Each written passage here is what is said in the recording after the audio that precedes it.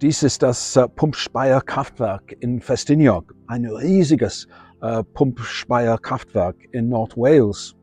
Es funktioniert, indem es Wasser aus dem Tanagrische Staude hier zum Llyn Stwlan pumpt.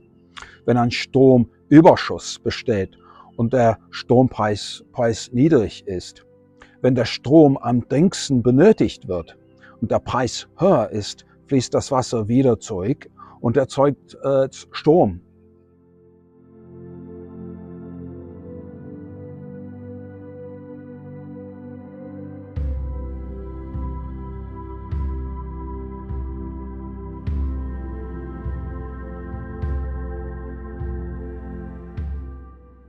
Das Kraftwerk wurde 1963 in Betrieb genommen und war das erste Pumpspeicherkraftwerk in Großbritannien. Seine Kapazität ist enorm. Es kann 1,4 Gigawattstunden Strom speichern. Genug, um das ganze Nord-Wales mehrere Stunden lang mit Strom zu versorgen. Innerhalb von 60 Sekunden erreicht das volle Kapazität.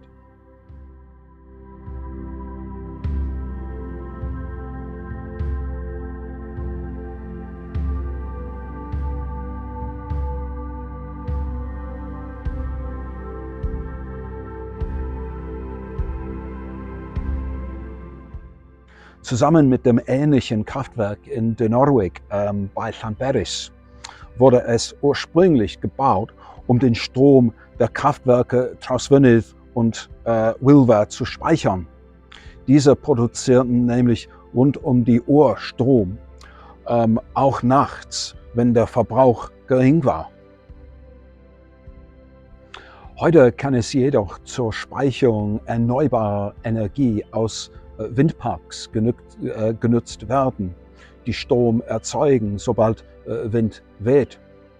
Es kann daher einen wichtigen Beitrag zur Dekarbonisierung der Wirtschaft und zum Erreichen der Klimaneutralität leisten, um die Weltklima für die Zukunft zu schützen.